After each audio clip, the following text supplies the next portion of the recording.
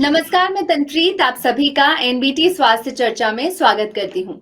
हर साल नवंबर महीने को फेफड़ों के कैंसर यानी कि लंग कैंसर के प्रति लोगों को जागरूक करने के लिए लंग कैंसर अवेयरनेस मंथ के रूप में मनाया जाता है।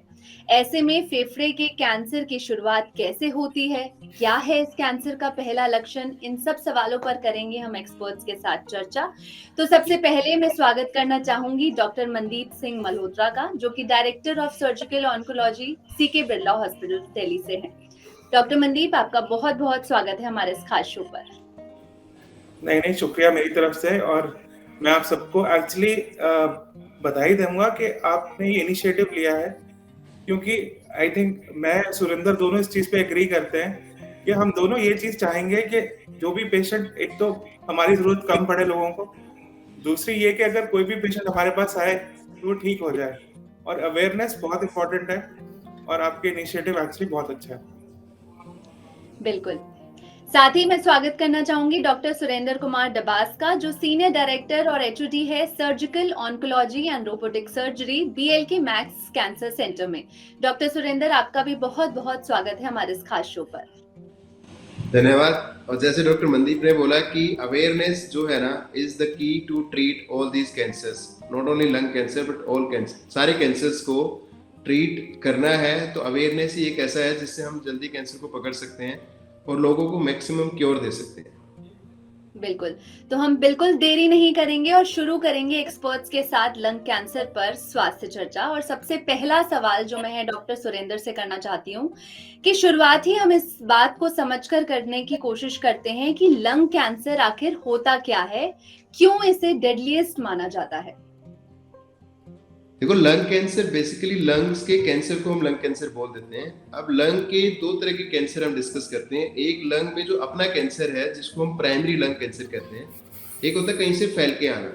तो आज हम डिस्कशन कर रहे हैं वो प्राइमरी लंग कैंसर का कर रहे हैं जो लंग में डेवलप होता है। तो लंग के अपने सेल्स हैं, एयर सेल्स बोलो आप इनको। तो नॉर्मली क्या होता है कि कोई भी पार्टिकल या पोल्यूशन या कोई भी स्मोकिंग के पार्टिकल्स जब इंट्रैप हो जाते हैं तो लॉन्ग टर्म पे वो वहाँ पे सेल्स की एक्टिविटी को बढ़ा देते हैं और वहाँ पे rapid means fast growing cells की अमाउंट बढ़ जाती है और वहाँ कोई गांठ बननी शुरू हो जाती है। और नॉर्मली जो कैंसर सेल्स होते हैं हमारे नॉर्मल सेल्स ही हैं जिनकी ग्रोथ को हम कंट्रोल नहीं कर पाते, उनको हम मैनिपुलेट नहीं कर पाते, वो ग्रोथ एक गांठ में बदल जाती है जिसको हम ट्यूमर कहते हैं या कैंसर कहते हैं। तो नॉर्मली जो कैंसर डेवलप हुआ वो हमारे अपने सेल्स ही थे जो अनकंट्रोल्ड ग्रोथ हुई और वहाँ कैंसर सेल्स एक गांठ बना ली जी। और इसके रीजंस जी जी जी इसका जो रीजन होता है गांठ बनने का मल्टीपल रीजंस हैं और उसमें स्मोकिंग हम सबसे पहले बोलते हैं, फिर पोल्यूशन बोलते हैं। ये दो रीजंस हैं जिनको हम लंग कैंसर से हमेशा एसोसिएट करते हैं। तो डॉक्टर, इतना ज्यादा लंग कैंसर का जो अभी चलन हम जो सुन रहे हैं ज्यादा, ये अचानक से कैसे सुनने में आ गया है कि लंग कैंसर सबसे ज्यादा बढ़ रहा है? सो लंग कैंसर बढ़ने के रीजंस एक कि जो हम स्मोकिंग है, सो लोग क्या कहते हैं कि स्मोकिंग पहले इतनी अर्ली एज पे नहीं होती थी बट अभी आप देखोगे तो अर्ली एज पे स्मोकिंग लोग स्टार्ट करते हैं। और हम ये कहते हैं कि लंग कैंसर का डायरेक्ट रिलेशनशिप है कितनी स्मोकिंग आप करते हो। हम कहते हैं स्मोक ईयर्स कि हाउ मेनी सिगरेट और बीड़ी यू स्मोक, मतलब एक दिन में पीते कितने हो, उसकी अमाउंट से डिसाइड होता है कि आपको कितना कैंसर होने का रिस्क है। किस एज पे आप शुरू करते हो, कितने साल आपने पी है। मान लो मैं डेली 10 सिगरेट या 20 सिगरेट पी रहा हूँ और आप 10 साल से पी रहे हो तो आपका रिस्क सबसे ज्यादा है। बट मैं एक सिगरेट डेली पीता हूँ, जब मैं 10 साल से पी रहा हूँ तो आपका रिस्क कम है। तो अभी आप देखोगे तो लोगों की स्मोकिंग हैबिट ऐसी होगी, ज्यादा पीना है बिकॉज कॉर्पोरेट कल्चर है, लोग टेंशन में रहते हैं, टेंशन दूर करने के लिए सिगरेट उनके लिए सोल्यूशन है and at a younger age, मतलब कम उम्र पे। तो ये रिस्क प्लस हमारी पॉपुलेशन प्लस उसके बाद मल्टीपल फैक्टर्स हैं जो लोग कहते हैं भी पोल्यूशन भी है, इंसेक्टिसाइड है, पेस्टिसाइड है, there so many things. And एक आता है industrial exposure. Industrial exposure means जो हमारी इंडस्ट्रीज है, लाइक वो ऑयल इंडस्ट्री है तो उनमें जो एक्सपोज होते हैं, जैसे फैक्ट्रीज में जो लोग एक्सपोज है, एस्बेस्टस सब्सटेंस है, तो ये सारी चीजें उनके एक्सपोजर को बढ़ाती हैं और लंग के कैंसर को बढ़ावा देती हैं। बिल्कुल, जिस तरीके से टॉक्सिसिटी की हम बात कर रहे हैं, तो डॉक्टर मनदीप, जैसा कि हम सभी सुन रहे हैं, देख रहे हैं या और फ़ील भी कर रहे हैं कि दिल्ली और आस-पास के जो इलाके हैं, उनमें पॉल्यूशन काफ़ी बढ़ गया है। स्मोकिंग अभी तक लंग कैंसर के लिए सबसे ज़्यादा माना जाता था, लेकिन जो अब ये पॉल्यूशन की जो बढ़ती हुई हम एक्यूआई इंडेक्स देख रहे हैं और सबसे ज़्यादा हमारे फेफड़ों पर वो असर डाल रही है, इस पर आप क्या कहेंगे? देखिए, जैसे डॉक्टर सुरेंद्र ने बताया था कि लंग कैंसर ऑब्वियसली स्मोकिंग सबसे बड़ा कारण है। दुनिया भर में अगर लंग कैंसर का सबसे बड़ा कारण है, उसको स्मोकिंग बोलते हैं। बट अब क्या हुआ कि उसके साथ पॉल्यूशन ऐड हो गया। तो ये देखा गया है कि जहाँ-जहाँ पॉल्यूशन, जैसे इंडिया, चाइना, जहाँ पे पॉल्यूशन ज़्यादा है, खासकर एयर पॉल्यूशन की बात कर रहे हैं, तो जहाँ पे ज़्यादा है, वहाँ पे 30% कैंसर का इंसिडेंस, पहले ही लंग कैंसर ज़्यादा है। अब स्मोकिंग तो हम कर ही रहे हैं। जैसे यंग एज में स्मोकिंग हो गई, अब तो जैसे सुरेंद्र बता रहे थे कॉर्पोरेट कल्चर, अब तो आप ये देखो कि फीमेल स्मोकिंग भी कितनी ज्यादा है। अगर आप कॉर्पोरेट कल्चर की बात करते हो तो ज्यादा फीमेल ज्यादा आपको स्मोकिंग करती दिखेंगी एज कम्पेयर टू मेल्स। और ऊपर से अगर हमने दिल्ली जैसी जगह है जहाँ पे पॉल्यूशन और ऐड हो गया, तो पॉल्यूशन के साथ स्मोकिंग, तो इसका इंसिडेंस 30% बढ़ गया। अब उसके साथ जैसे डॉक्टर सुरेंद्र बता रहे थे कि इंडस्ट्रियल एक्सपोजर हो गया। अब जब हम एक्यूआई की बात करते हैं, एक्यूआई का मतलब क्या है? एक्यूआई का मतलब यह है कि जो पार्टिकल का साइज है वो क्या है। अब अगर जो 2.5 मिलीमीटर या 10 मिलीमीटर के पार्टिकल की हम बात कर रहे हैं, अगर बड़ा पार्टिकल है, जैसे बड़ी मिट्टी है, ठीक है, आपने अंदर गए तो नाक में, हमारे विंड पाइप में, लंग्स में हमारे प्रोटेक्टिव मैकेनिज्म है जिसने उसको अंदर जाने से रोक दिया। बट जो छोटे पार्टिकल्स हैं, खासकर जो जैसे डॉक्टर सुरेंद्र बताए थे इंडस्ट्रियल एक्सपोजर है, एस्बेस्टोस का पार्टिकल है, अब स्मोकिंग भी है, स्मोकर पॉल्यूशन भी है, और खास में कंस्ट्रक्शन भी है। कंस्ट्रक्शन में एस्बेस्टोस, सिलिका, ये सारी चीजें जब ये हमारे अंदर जाएंगी, तो छोटे पार्टिकल्स हैं 2.5 मिलीमीटर जो उससे नीचे वाले, तो वो हमारे लंग के अंदर रह जाते हैं। तो जब वो लंग के अंदर रह गए, तो एयर सेल डॉक्टर सुरेंद्र बता रहे थे, तो एयर सेल के अंदर जब वो रह जाएगा, तो वहां पे फिर वो तंग करेगा, वहां पे अपने चेंजेस लाएगा। तो हमारे जो डीएनए है, आरएनए, उसमें वो चेंज लाएगा, तो वहां पे कैंसर जैसी प्रॉब्लम लॉन्ग टर्म में बनेगी। एक्यूट प्रॉब्लम तो जो सांस लेने में प्रॉब्लम है, खांसी है, वो सब तो है ही है। जो लॉन्ग टर्म में प्रॉब्लम है, वो लंग कैंसर जैसी प्रॉब्लम भी बढ़ा लेगा। और ये छोटे पार्टिकल्स क्या है, हमारा प्रोटेक्टिव मैकेनिज्म क्लियर नहीं कर पाता है। तो दैट इज व्हाई कि ये जो रीजन है लंग कैंसर का, स्पेसिफिकली स्मोकिंग और पॉल्यूशन के साथ हम क्या देखते हैं, लंग कैंसर ज्यादा बढ़ रहा है, बट हाँ, बाकी कैंसर्स भी बढ़ रहे हैं। बिल्कुल। तो जैसे डॉक्टर सुरेंद्र, डॉक्टर मनदीप ने बताया कि पॉल्यूशन है, स्मोकिंग है, आपने भी ज़िक्र किया कि इंडस्ट्रियल की वजह से जितने ज़्यादा, ये तो हम बोल सकते हैं कि चलिए उनको वहाँ पर काम करना है तो वो मजबूर हैं। लेकिन कई लोगों का ऐसा मानना है कि वेप, हुक्का, ये सब जो होती हैं ये हार्मफुल नहीं होती। तो क्या ये सही है, और इसके अलावा क्या रिस्क फैक्टर्स और होते हैं लंग कैंसर को लेकर? देखो, मेन लंग कैंसर के जो मेन रीजन है उसमें स्मोकिंग हो गया, इंडस्ट्रियल एक्सपोजर सेकंड नंबर पे है, फिर आपका पोल्यूशन आ गया। उसके बाद मल्टीपल फैक्टर्स हैं जो डायरेक्टली लंग कैंसर के साथ एसोसिएट नहीं हो, बाकी कैंसर्स के साथ भी हैं। बट मेन ये 3 रीजन हैं जो लंग कैंसर को बढ़ावा देते हैं।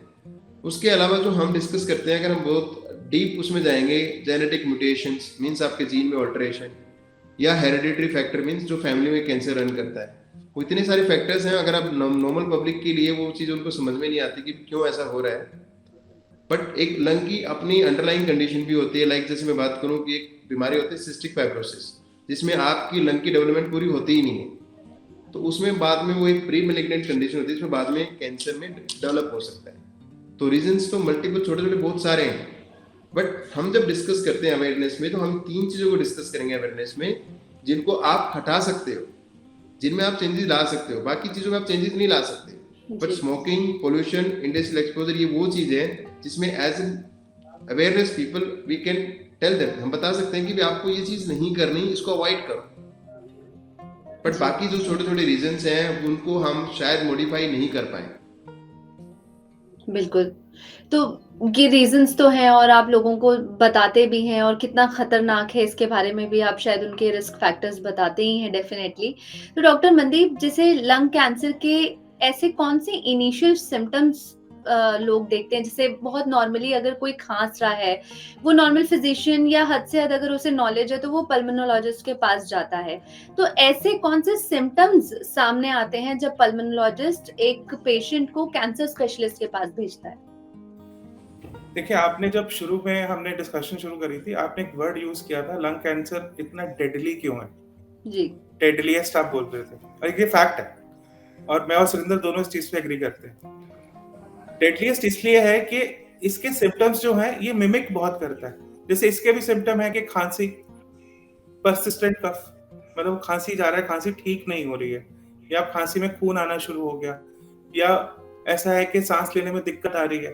बट ये बैकग्राउंड चेंजेस जो हैं, ये बाकी बीमारियों के भी हैं, ठीक है? तो यह एक सबसे बड़ा कारण है कि क्यों लंग कैंसर डेडली है। एक तो बहुत सारे कारण हैं, हम उस एटमॉस्फेयर में रहते हैं जहाँ लंग कैंसर होता है। दूसरा, क्योंकि ये बाकी चेंजेस के साथ मिमिक इतना करता है कि नॉर्मली जब तक ये ट्रीटमेंट या हमारे पास आता है, तब तक ये नॉर्मली एडवांस स्टेज पे पहुंच चुका होता है। मतलब ये काफी इसकी स्टेज बढ़ चुकी होती है, तो ट्रीटमेंट और डिफिकल्ट हो जाता है इसका। तो ये प्रॉब्लम है और इसके सिम्टम बेसिक पल्मोनरी जो प्रॉब्लम्स हैं, जो पल्मोनोलॉजिस्ट है, जब पल्मोनोलॉजिस्ट के पास पेशेंट जाता है तो वो इवैल्यूएट करता है। वो देखता है कि खांसी क्यों हो रही है या बलगम क्यों आ रही है, पेन क्यों हो रहा है, या वो पूछेगा कि खांसी में कोई प्रॉब्लम तो नहीं है, कोई खून तो नहीं आ रहा है। तो उसके अकॉर्डिंग फिर वो फर्दर अपने टेस्ट करेगा, मतलब बलगम की जांच करेगा, क्या स्कैन कराए, एक्सरे कराए, कुछ कराए, तो फिर उसको लगेगा कि अरे इसमें तो कुछ गठान है। जैसे सुरेंद्र बता रहे थे कि गठान बन जाती है, तो चेंज करके वो गठान हो गई। तो अब वो जब गठान उसको लगी कि यार ये नॉर्मल, ये ऐसा नहीं है कि सांस की बीमारी है या ब्रोंकाइटिस है या कुछ और है, तो ये उसको गठान लगी, तब वो बोलेगा कि आप एक ऐसा करिए, आप एक कैंसर डॉक्टर को भी देख लीजिए, हो सकता है इसमें कैंसर जैसे चेंजेस हो जाए। और सुरेंद्र एक और चीज बता रहे थे कि जो हमारी बैकग्राउंड प्रॉब्लम है, अब जैसे टीबी है, तो टीबी का क्या है कि इंडिया में टीबी काफी ज्यादा है और उसके ऊपर हम पोल्यूशन में एक्सपोज हैं, स्मोकिंग में एक्सपोज हैं। तो जहाँ पे टीबी के चेंजेस हैं, जो टीबी हील हुआ, तो वो जो सेल्स हैं वो इतने स्ट्रॉन्ग नहीं होते हैं। तो वहां पे जब आप ये स्मोकिंग, पोल्यूशन, इंडस्ट्रियल एक्सपोजर जब ये सब होता है, तो वहां पे फिर चेंजेस बनने शुरू होते हैं जहाँ पे कैंसर बनना शुरू होता है। और जैसे बाकी कारण है जिसको हम नहीं निगेट कर सकते, जैसे हेरिडिटरी फैक्टर है, ये सब हम नहीं कर सकते। तो बेसिकली यही है, जब पल्मोनोलॉजिस्ट देखता है कि ये नॉर्मल सिम्टम्स जो हैं ये नॉर्मल दवाइयों से या उससे ठीक नहीं हो रहे हैं, तो वो अपनी इवैल्यूएशन कराएंगे। फिर इवैल्यूएशन में जब उनको डाउट लगता है तो वो बोलते हैं कि आप कैंसर स्पेशलिस्ट को दिखाइए। बिल्कुल। डॉक्टर सुरेंद्र, अभी डॉक्टर मनदीप ने एक टर्म यूज़ किया कि हम हेरिडिटरी फैक्टर्स को नहीं इंक्लूड कर सकते। तो क्या हम ऐसा बोल सकते हैं कि लंग कैंसर जो है वो लाइफ़स्टाइल डिज़ीज़ है या जेनेटिक है या बिना किसी रिस्क फैक्टर के भी किसी इंसान को हो सकती है? ज़्यादा केसेज़ आपको कौन से देखने को मिलते हैं? So lung cancer Tanpreet basically lifestyle disorder ही है, और उस लाइफस्टाइल में जो हम 3 फैक्टर्स की बात करें वो सबसे कॉमन फैक्टर्स हैं। हेरिडिटी फैक्टर लंग कैंसर में बहुत अनकॉमन है और हेरिडिटी फैक्टर हर कैंसर के बहुत अनकॉमन रीजंस में ही आता है, एक्सेप्ट ब्रेस्ट कैंसर और कोलोरेक्टल मींस कोलोन के कैंसर, जो बड़ी आंत के कैंसर होते हैं। अभी मैं ना थोड़ा सा एक चीज ऐड करना चाहूंगा आपके चैनल के हिसाब से, कि किसी भी कैंसर का कोई भी अर्ली सिम्टम नहीं होता। सिम्टम्स कैंसर का तब आता है जब एडवांस हो चुका होता है। बहुत रेयरली किसी भी कैंसर का कोई अर्ली सिम्टम होता है। अब लंग कैंसर की अगर बात करते हैं तो डिपेंड करता है कि आपका जो ट्यूमर डेवलप हुआ वो कहाँ पे डेवलप हो रहा है। मान लो हमारे विंड पाइप है, फिर हमारा विंड पाइप लंग की तरफ जाता है। अगर कोई ट्यूमर विंड पाइप में डेवलप होता है तो शायद आप अर्ली पकड़ सकते हो उसको, उसमें आपको कफ, आपको वीजिंग, सांस में आवाज आनी शुरू हो जाती है, या आपको कई बार ब्लड आता है खांसी में, तो ये अर्ली सिम्टम्स हो सकते हैं। पर मैक्सिमम टाइम पे आपको लंग के सिम्टम्स तब पता लगेंगे या तो वो एडवांस है या वो फैल चुका है। तो अगर हम अपना एक्सपीरियंस शेयर करें मैं और मनदीप, तो 90% जो लंग कैंसर हमारे पास आते हैं वो हमेशा स्टेज 4 ही मिलेगा। एकदम लास्ट में जाके। हाँ जी। स्टेज 4 जी 10% कैंसर होंगे जो आपको या तो स्टेज 1, 2 या 3 में मिलेंगे, और मैक्सिमम इसमें भी 3 में मिलेंगे आप। और जो हम डेडलीस्ट क्यों बोलते हैं, डेडलीस्ट का रीजन ही ये है कि इसकी क्योर रेट स्टेज 1 पे भी बहुत अच्छे नहीं है।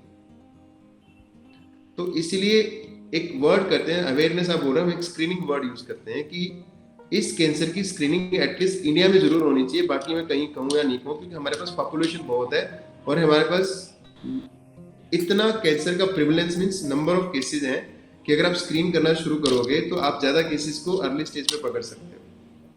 जो हम 90% हम लंग कैंसर डिटेक्ट कर रहे हैं स्टेज 4 पे, वो हमारा सही में एक इकोनॉमिकल बर्डन है, क्योंकि लंग कैंसर में ट्रीटमेंट बहुत लंबा, बहुत कॉस्टली ट्रीटमेंट है। तो जी जी आप हेरिडिटरी फैक्टर की बात कर रहे थे, बहुत rarely hereditary factor lung cancer में इन्वॉल्व है, बट मेनली यही हमारा ऑक्यूपेशनल हैजार्ड और लाइफस्टाइल, ये दो रीजन है जो हमारा लंग कैंसर को बहुत बढ़ावा देते हैं। जी डॉक्टर मनदीप, ये जो बात डॉक्टर सुरेंद्र ने बोली है बिल्कुल सही बात है, और आपके प्रोग्राम के थ्रू ये एंडोर्समेंट जानी चाहिए कि लंग कैंसर जैसी प्रॉब्लम जिसमें हम मैक्सिमम टाइम 90% पेशेंट ही स्टेज 4 पे आता है, उसमें स्क्रीनिंग, और स्क्रीनिंग बहुत इंपॉर्टेंट है। और हम सब लोग जो स्मोकर है चाहे नॉन स्मोकर है, जो दिल्ली एनसीआर में रह रहा है, जो इस पॉल्यूशन में एक्सपोज्ड है, तो हम सब उस हाई रिस्क कैटेगरी में आ जाते हैं। तो इसलिए हम सबको जो एक स्क्रीनिंग प्रोटोकॉल्स के अंदर आना चाहिए, और हम इसी से इस कैंसर के बर्डन को कम कर सकते हैं और इकोनॉमिकल बर्डन कम कर सकते हैं, क्योंकि ट्रीटमेंट ऑफ लंग कैंसर बहुत एक्सपेंसिव है, बहुत लंबा है और बहुत कॉम्प्लेक्स भी है। बिल्कुल। और थोड़ी देर पहले जैसे हम ये खांसी और बेसिक जुकाम इन सब की जो बहुत बेसिक लक्षण की जब बात कर रहे थे, तो जैसे कोई अगर व्यक्ति आपके पास आता है डॉक्टर मनदीप और उसे खांसी, जुकाम, ब्रोंकाइटिस, अस्थमा या ऐसे किसी भी टाइप का अगर इन्फेक्शन है, तो क्या हम ये कह सकते हैं कि इसके जो चांसेस हैं वो कैंसर की तरफ बढ़ावा देते हैं? ऐसा होता है कि कोई भी इन्फेक्शन कैंसर की तरफ रिस्क जो है उसका टर्न हो सकता है? देखिए, इन्फेक्शन, खासकर कोई इन्फेक्शन जो है उससे कैंसर, अनटिल अनलेस कोई इन्फेक्शन इम्यूनो कॉम्प्रोमाइज पेशेंट है, उसको कोई और प्रॉब्लम है जिसकी वजह से उसको इन्फेक्शन हो रहा है, वो एक स्पेसिफिक सिचुएशन है जहाँ पे इन्फेक्शन कैंसर की तरफ बढ़ता है। जो हम नॉर्मल अस्थमा, ब्रोंकाइटिस जैसी प्रॉब्लम्स हैं, वो हमें कैंसर को का ऐसा कोई डायरेक्ट रिलेशन नहीं है उसके साथ। जो नॉर्मल जो क्रॉनिक प्रॉब्लम्स हैं, टीबी है या किसी को फंगस है या कुछ है, वो डेफिनेटली प्रीडिस्पोज करती हैं कैंसर की तरफ, बट उसके कुछ स्पेसिफिक सिचुएशंस होते हैं, हर एक पेशेंट में ऐसा नहीं होता है। जहां तक बात आती है कि जब आप इन्फेक्शन के साथ आप ये देखते हो कि उसका रिस्क फैक्टर क्या है। अब एक ब्रोंकाइटिस का पेशेंट है, उसको ब्रोंकाइटिस क्यों हो रहा है? उसको ब्रोंकाइटिस एलर्जिक ब्रोंकाइटिस है, उसको वेदर की वजह से है, या उसके ऊपर उसकी हिस्ट्री है स्मोकिंग की बहुत साल, उसने कई साल स्मोक किया है, या वो कहीं पे इंडस्ट्रियल वर्कर है, या वो कहीं कंस्ट्रक्शन साइट पे काम करता है। तो जब ये सारे फैक्टर्स आप साथ में इंक्लूड करते हो, तब आप असेस करते हो कि हाँ, शायद ये पेशेंट हाई रिस्क है लंग कैंसर के लिए, तो इसको स्क्रीन या इवैल्यूएट करना चाहिए। और जो नॉर्मल पेशेंट है जिसको वेदर चेंज की वजह से कोई प्रॉब्लम होगी सांस की, तो उसको प्राइमरी ट्रीटमेंट आप पहले दीजिए। अगर वो ठीक नहीं हो रहा है तो आप उसको कैंसर की तरफ देखिए। बिल्कुल। तो ऐसे में डॉक्टर सुरेंद्र, फिर हम अर्ली डायग्नोसिस किसे बोलेंगे? कैसे समझाएंगे लोगों को कि डायग्नोसिस आप अर्ली स्टेज पर कर लें ताकि वो लंग कैंसर की तरफ ना बढ़े? So early diagnosis basically lung cancer के लिए सही में बहुत इम्पॉसिबल सी चीज लगती है, पर अगर अर्ली डायग्नोसिस आप जाते हो तो एक चीज जो मैं स्क्रीनिंग डिस्कस कर रहा था आपको, हमें एक होता है high risk people. High risk people का मतलब है कि भी जिनको ज्यादा चांस है लंग कैंसर होने का, उनको स्क्रीन करना शुरू कर दो। उसमें एक एज लगा लो more than 50-55 years, heavy smokers, industrial people who are working in the industries और living in heavy polluted cities.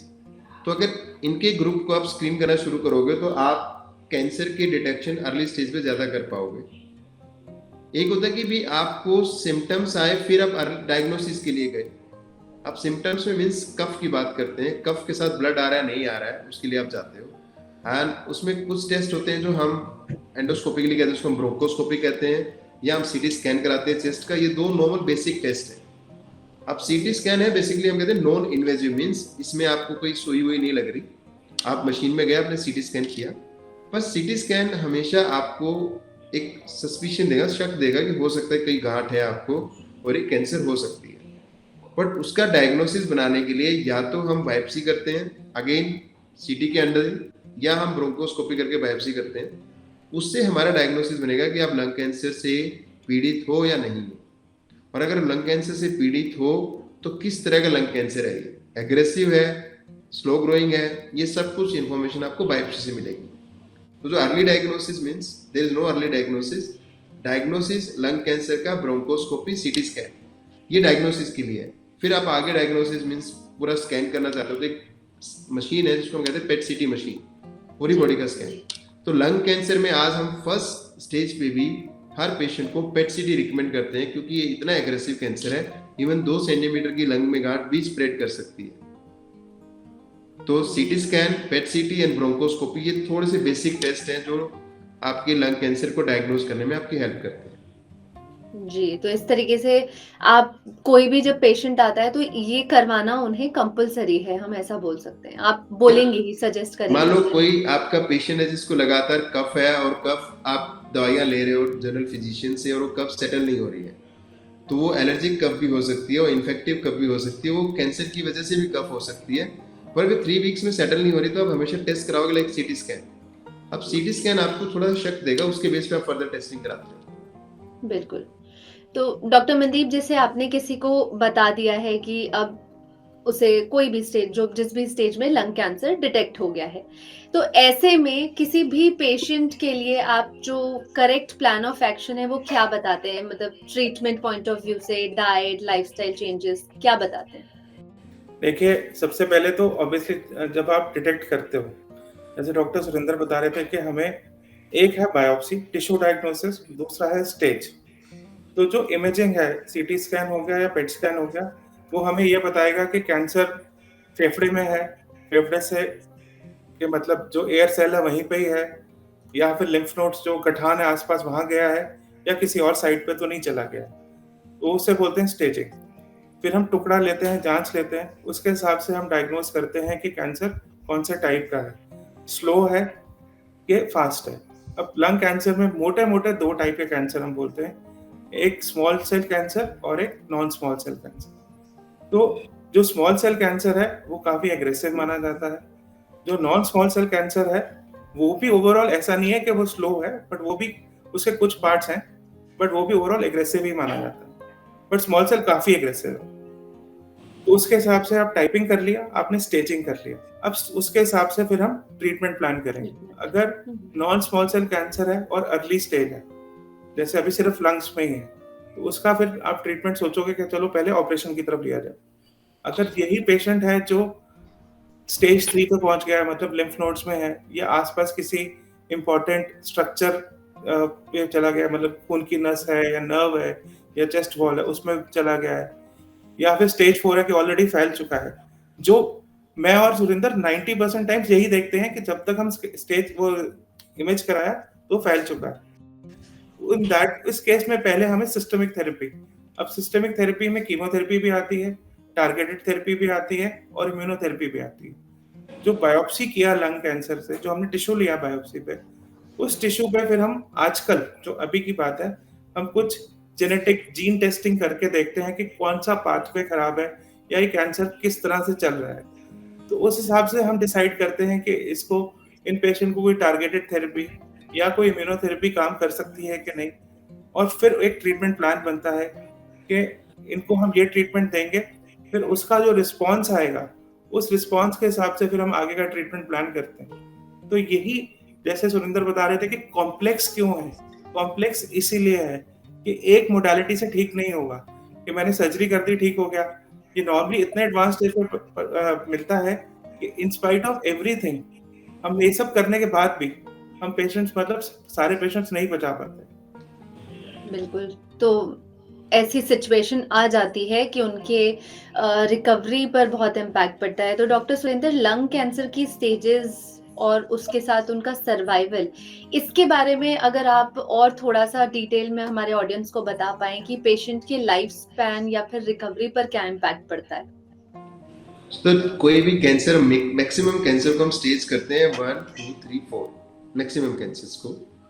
सो फिर एक हम सब स्टेजिंग मीन्स हम कैंसर्स को डिवाइड भी करते हैं कि लाइक 3 में A B C इस तरह करके, तो मैक्सिमम कैंसर के हम सब स्टेजिंग भी करते हैं। क्योंकि मान लो स्टेज 4 कैंसर की मैं बात करूं, जनरल पब्लिक के लिए मैं बता रहा हूं आपको, आपका लंग कैंसर एक जगह से स्प्रेड होकर लीवर में चला गया, एक जगह, वो भी स्टेज 4 है। आपका लंग कैंसर स्प्रेड होकर ब्रेन में भी चला गया, वो भी स्टेज 4 है। आपका लंग कैंसर लीवर में भी है, ब्रेन में, वो भी स्टेज 4 है। बट इन तीनों कंडीशन में पेशेंट का सर्वाइवल डिफरेंट है।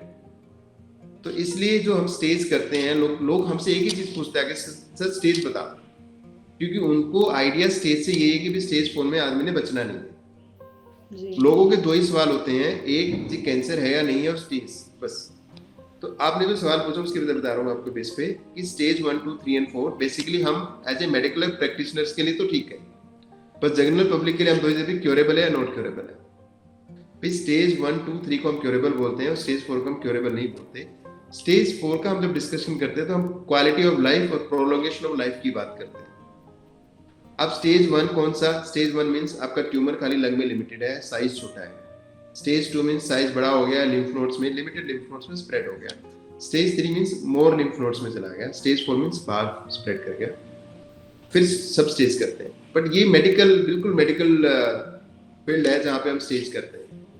अब इसमें है कि भी आपने स्टेजिंग कर दी, अब ट्रीटमेंट क्या है, सर्वाइवल क्या है।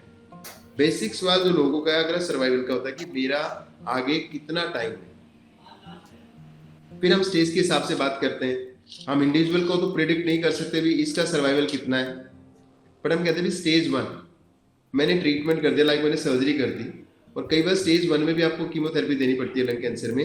बाकी कैंसर्स में बहुत कम है कि हम स्टेज 1 में कोई अगला ट्रीटमेंट दे रहे हैं, पर लंग कैंसर में हम स्टेज 1 में भी एक होता है 1A 1B 1B में हम डिस्कस करते हैं कि हम कीमो भी देंगे। उसके बावजूद भी हम एक वर्ड बोलते हैं 5 ईयर सर्वाइवल, मीन्स कि डायग्नोज होने के बाद कितने लोग हैं जो 5 साल जिंदा रहेंगे। तो स्टेज 1 पे हम बात करते हैं ओनली 60%, 60 में हो सकता है ज्यादा, 50 to 60% बोलते हैं कि स्टेज 1 पे डायग्नोज हुआ, आपका ट्रीटमेंट हुआ, आपकी सर्जरी भी हुई, कीमो भी हुई, ओनली 50 से 60 लोग 100 में से 5 साल निकालेंगे, बाकी लोगों को बीमारी वापस आ जाएगी। अब हम चले गए स्टेज 2nd 3rd पे। स्टेज 2nd 3rd पे ये चीज 50-60 से सीधा 30% रह जाती है। मीन्स 2nd 3rd स्टेज पे आपका पेशेंट खाली 5 साल 30% लोग 5 साल निकालेंगे। अब आती है एडवांस स्टेज में, स्टेज 4 की बात, ओनली 7% मैक्सिमम वो लोग 5 साल निकाल पाएंगे, बाकी 93% लोग स्टेज 4 पे 5 साल नहीं निकाल पाएंगे। और ये तब है जब आज के टाइम पे लंग में इतनी एडवांसमेंट आ गई है ट्रीटमेंट की, जिसको हम सिस्टमिक ट्रीटमेंट जो लोग मंदी डिस्कस कर रहे थे, कीमोथेरेपी, टारगेट थेरेपी, इम्यूनोथेरेपी, जो आज से 10 से 15 साल पहले हमने नहीं सुनी थी। बट लेटेस्ट जो सबसे ज्यादा डेवलपमेंट कैंसर में आई है वो थेरेपी, जो हम टारगेट थेरेपी, इम्यूनोथेरेपी की बात करते हैं, लाइक ब्रेस्ट और लंग में, जिन्होंने सर्वाइवल को बढ़ाया है। इम्यूनोथेरेपी काफी इफेक्टिव ट्रीटमेंट है, जिन्होंने लंग कैंसर में मैंने देखा हुआ स्टेज 4 में भी लोग 5 साल 7 साल निकाल रहे हैं, बट शर्त यह है कि वो दवाई उनको इफेक्ट करे। अब इम्यूनोथेरेपी, इसका मतलब ये नहीं मैंने 100 लोगों को दी और 100 के 100 लोगों को काम करेगी, नहीं। इम्यूनोथेरेपी मैक्सिमम 15 to 25% लोगों को इफेक्ट करती है। अब जिनको इफेक्ट करगी उनका इफेक्ट लॉन्ग टर्म रहता है। तो ये बेसिक चीजें हैं जो हम अपने पेशेंट से हमेशा डिस्कस करते हैं, उनको पता होना चाहिए, क्योंकि वो ये सोच के आते हैं इम्यूनोथेरेपी मीन्स मैं ठीक हो जाऊंगा, इम्यूनोथेरेपी मीन्स कि मुझे दोबारा नहीं होगा। तो ये हम सारी चीजें से डिस्कस करते हैं। तो ऐसे में डॉक्टर मनदीप, लंग कैंसर जैसी बीमारी से दूर रहने के लिए आप लोगों को क्या सलाह देंगे, स्पेशली उन्हें जिन्हें ऑलरेडी रेस्पिरेटरी प्रॉब्लम्स है? देखिए, जिसको रेस्पिरेटरी प्रॉब्लम है और जिसका मतलब लाइफस्टाइल चेंज नहीं हो सकता, अब जैसे अगर मेरे को खुद अस्थमा है तो मैं इस टाइम पे मतलब या तो ये सोचूं कि मैं नॉर्थ इंडिया छोड़ के साउथ इंडिया में जाके काम करूं, ऐसा कुछ। बट 90% ऑफ क्या 99% टाइम्स हम ये सब चेंज नहीं कर सकते। डेफिनेटली सबसे बड़ी चीज तो ये है कि अगर आपको रेस्पिरेटरी कोई प्रॉब्लम है, मेरी सिंसियर रिक्वेस्ट है कि आप प्लीज स्मोकिंग सब्सटेंस अब्यूज, इस सब को अगर आप अवॉइड कर लें तो उससे बेटर तो कुछ हो नहीं सकता। हम अपना एनवायरनमेंट चेंज नहीं कर सकते, हम अपना लाइफस्टाइल चेंज कर सकते हैं। जी। तो दूसरी चीज आ गई कि हमने जितना भी सब्सटेंस अब्यूज है उसको हमने कम कर लिया, तो हमने अपना रिस्क फैक्टर कम कर लिया। दूसरा, अगर मेरा ऑक्यूपेशनल हैजर्ड है कोई, तो अगर कोई कंस्ट्रक्शन साइट वर्कर है, कोई इंडस्ट्रियल वर्कर है, तो एज अ इंडस्ट्री और एज अ कॉर्पोरेट ऑल्सो हम ये मतलब इस चीज को अवेयर करना चाहेंगे कि आप एक पॉलिसी बनाइए जिसमें अगर कोई कंस्ट्रक्शन साइट वर्कर है तो उसको आप मास्क दीजिए, उसको आप बोलिए कि आप प्रोटेक्ट करिए अपने आप को, ताकि उसका एक्सपोजर मिनिमाइज कर पाए। हम ये नहीं कर सकते कि हम उसको 100% कम कर देंगे, बट मिनिमाइज तो कर देंगे।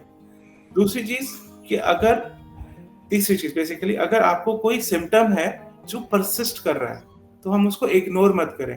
अगर मेरी खांसी है और वो ठीक नहीं हो रही है, मैंने बहुत डॉक्टर्स को भी विजिट कर लिया, मैंने ट्रीटमेंट भी ले लिया, और फिर वो परसिस्ट ही कर रही है या बार बार रिकरेट कर रही है, तो मुझे एक पल्मोनोलॉजिस्ट या कैंसर स्पेशलिस्ट से मिल लेना चाहिए।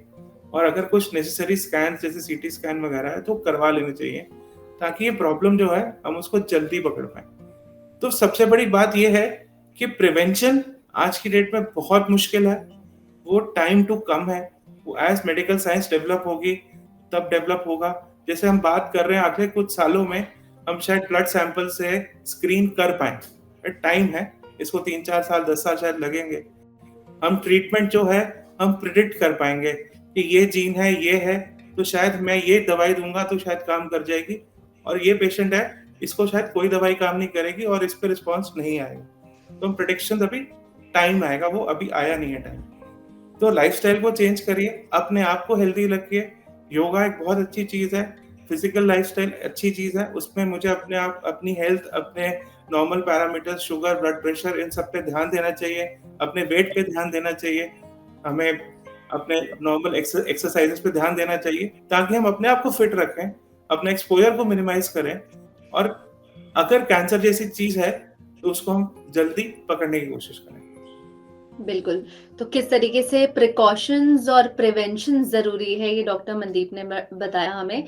तो बढ़ते हैं हमारे सेशन की एंड की तरफ, और आखिरी सवाल मैं आप दोनों डॉक्टर से पूछना चाहूंगी कि वर्स्ट केस सिनेरियो की अगर हम बात करें तो ऐसे में लंग रिप्लेसमेंट एक या फिर एक ही लंग के साथ जीना, कब ये चीजें जो है सजेस्ट की जाती है? डॉक्टर सुरेंद्र, पहले आपसे मैं जानना चाहती हूँ। देखो, अभी डिस्कशन चल रहा था जो डॉक्टर मनदीप ने बोला, योगा एक्सरसाइज या एक्सरसाइज। सो इसका रिलेशन है हमारी लंग कैपेसिटी से। सो हमारे पास भगवान ने 2 किडनी दी है, हमें 2 लंग्स भी दिए हैं, हम एक किडनी पे भी जिंदा रहते हैं क्योंकि वो एक किडनी नॉर्मल होनी चाहिए। तो अब लंग की बात करते हैं तो एक सिंगल लंग पे आप जिंदा रह सकते हो। हम काफी पेशेंट हैं जिनके हमने एक लंग निकाला हुआ और एक लंग पे आदमी जिंदा है, बट वो एक लंग नॉर्मल होना चाहिए। उस लंग में ना कोई इन्फेक्शन होना चाहिए, उस लंग में ना कोई बीमारी होनी चाहिए लाइक ब्रोंकिएक्टेसिस या कोई टीबी। फिर उसकी एक्सपेंशन, लंग है क्या, lung is like a balloon, उसमें फूलना चाहिए पूरा। तो जो आप योगा एक्सरसाइज या आप एक्सरसाइज की बात करते हो जो लंग कैपेसिटी को इंक्रीज करता है, तो ऐसे लोगों को अगर मैं कल को ऑपरेशन प्लान करता हूँ, मान लो आपको कोई कैंसर है छोटा सा, पर उसकी लोकेशन सेंटर में, तो उस केस में आपको पूरा लंग निकालना पड़ेगा। आप क्योर तो हो जाओगे, बट आप एक लंग पे जिंदा रहते हो या नहीं रहते हो, उसके लिए हम पहले फर्दर टेस्टिंग कराते हैं जिसको कहते हैं pulmonary function test, mean lung function. और उसमें भी डिफरेंशिएट कर रहे थे ये लंग कितना काम कर रहा है, ये लंग कितना। अगर मैं एक लंग निकाल दिया तो क्या मैं एक लंग पे जिंदा रख पाऊंगा अपने पेशेंट को?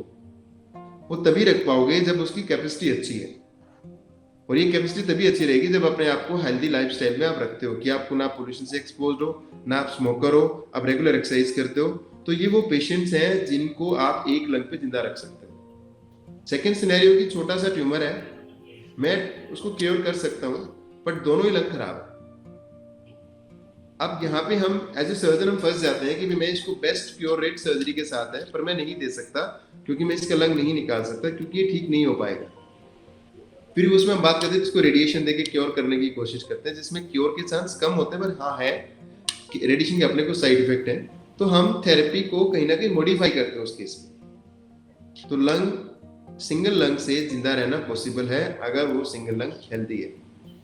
अब लंग ट्रांसप्लांट की आप पूछ रहे थे, तो लंग ट्रांसप्लांट आप किस कंडीशन के लिए कर रहे हो? वन, आपको इन्फेक्टिव, तो लंग ट्रांसप्लांट का दिमाग में आना कब शुरू हुआ? जब कोविड आया, तो लोगों को लंग ट्रांसप्लांट के बारे में तब ज्यादा ज्ञान हुआ कि हाँ लंग भी ट्रांसप्लांट होता है।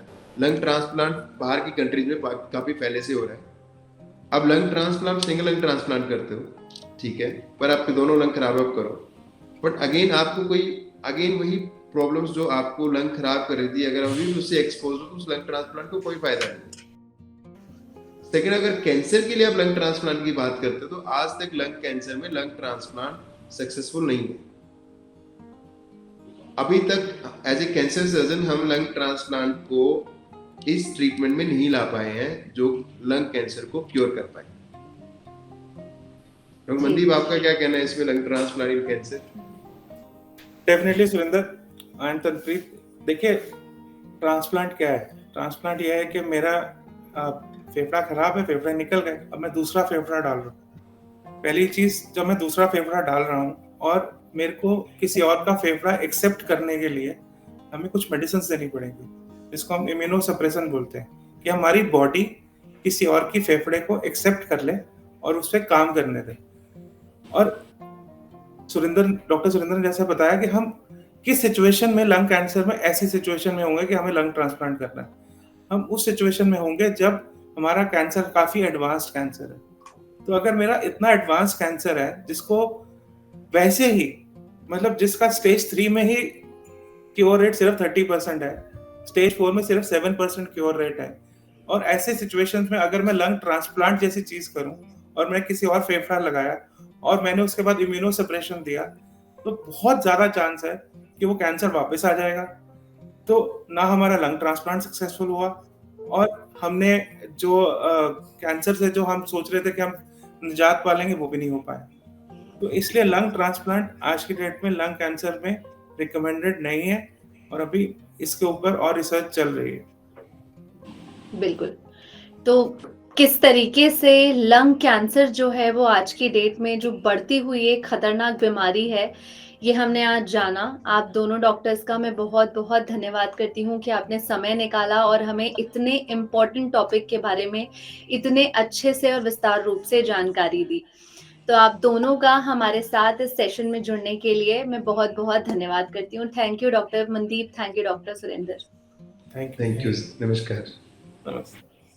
तो जिस तरीके से आज हम जुड़े थे दोनों डॉक्टर्स के साथ और हमने लंग अवेयरनेस मंथ में जाना कि लंग कैंसर जैसे बीमारी कितनी घातक हो सकती है, दोनों डॉक्टर्स ने हमें बहुत विस्तार रूप से और बहुत ही आसान भाषा में ये समझाने की कोशिश की। तो मैं उम्मीद करती हूँ, आशा करती हूँ कि हमारी ऑडियंस जो है उन्हें भी इसके बारे में जानकारी अच्छे से मिली होगी और अच्छे से समझ में आया होगा, और वो आपकी बताई गई हर चीजों को फॉलो करेंगे। तब तक के लिए मैं आप दोनों से अब विदा लेना चाहूंगी। Thank you so much doctors हमारे साथ जुड़ने के लिए। Thank you.